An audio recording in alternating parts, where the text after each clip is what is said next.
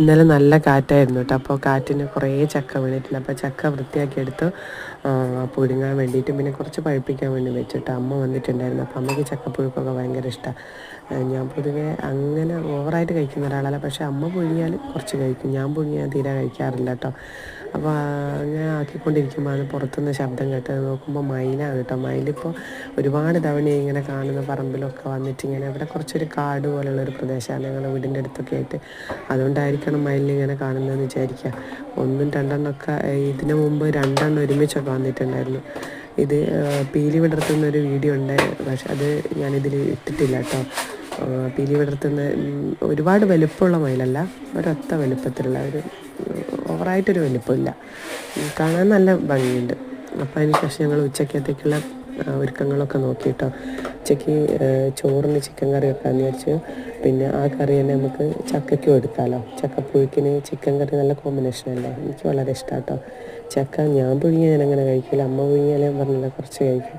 അപ്പോൾ അതിൻ്റെ കൂടെ ചിക്കൻ കറിയും കൂടി ഉണ്ടെങ്കിൽ സൂപ്പറായിരിക്കും തോന്നുന്നു. അപ്പോൾ എല്ലാ മസാലകളൊക്കെ ഇട്ട് തൈര് ഒഴിച്ച് നല്ലോണം ഒന്ന് പുരട്ടി വെച്ചു. അതിന് ശേഷം തേങ്ങ വറുത്തരച്ചിട്ടാണ് കേട്ടോ വെക്കുന്നത്. നിങ്ങളെങ്ങനെയാണ് വെക്കുന്നത്? ചിക്കൻ കറി ഉരുളക്കിഴങ്ങും ഉള്ളിയൊക്കെ ഇട്ടിട്ടാണ് വെക്കുന്നത്. ഞാൻ അതിൻ്റെ കൂടെ തേങ്ങ വറുത്തരയ്ക്കും. ഓരോ സ്ഥലത്ത് ഓരോ രീതിയായിരിക്കും. ഇപ്പോൾ ചിക്കൻ മസാല ഇല്ലാണ്ട് ഒരു പരിപാടി ഇല്ല കേട്ടോ. ചിക്കൻ മസാല ഇട്ട് അല്പം മല്ലിപ്പൊടി കുരുമുളക് പൊടി ഇട്ടതിന് ശേഷമാണ് വറുത്തരച്ച് വെക്കുന്നത് കേട്ടോ. എരിവുകൾ ഇഷ്ടം പോലെ, ചിലർ പച്ചമുളക് ഇടുന്നവരുണ്ടാവും. ഞാൻ പൊതുവെ പച്ചമുളക് അങ്ങനെ ഇടാറില്ല. ബിരിയാണിയൊക്കെ ഉണ്ടാക്കുമ്പോൾ ഇടലുണ്ട്, പക്ഷേ ഇതിനൊന്നും അങ്ങനെ പച്ചമുളക് ഇടില്ല. മുളക് പൊടി തന്നെ ഇടുന്നത്. മുളക് പൊടി ഇടുമ്പോൾ നല്ലൊരു കളറും കിട്ടുമല്ലോ, അത് വിചാരിച്ചിട്ട് അങ്ങനെയാക്കുന്നത്.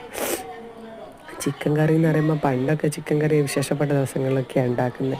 ഇപ്പോൾ പിന്നെ ചിക്കൻ കറി ചിക്കനൊന്നും ഇല്ലാത്ത ഡെയിലി ചിക്കൻ കഴിക്കുന്നവർ, ഒന്നരാടെ ചിക്കൻ കഴിക്കുന്നവരൊക്കെ അപ്പോൾ കൂടുതലുള്ളത്.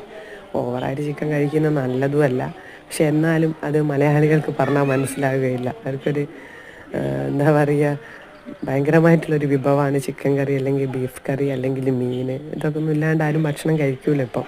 പണ്ടൊന്നും അങ്ങനെയല്ല, പണ്ടൊക്കെ എപ്പോഴെങ്കിലുമൊക്കെ അല്ലേ കിട്ടുള്ളൂ.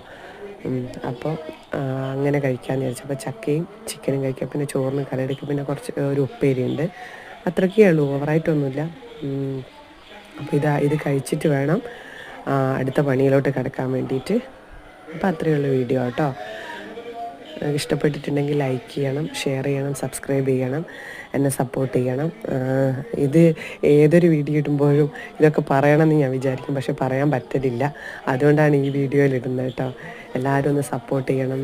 നിങ്ങൾ സപ്പോർട്ട് ചെയ്യുന്നുണ്ടെങ്കിലാണ് അടുത്തൊരു വീഡിയോ നമുക്ക് ഇടാൻ വേണ്ടിയിട്ടുള്ളൊരു ഇഷ്ടം ഉണ്ടാവുള്ളൂ എന്നുള്ളതാണ്. അപ്പോൾ നിങ്ങളൊരു ലൈക്ക് ഇടുകയാണെങ്കിൽ ഇനിയും വീഡിയോ ചെയ്യാനുള്ളൊരു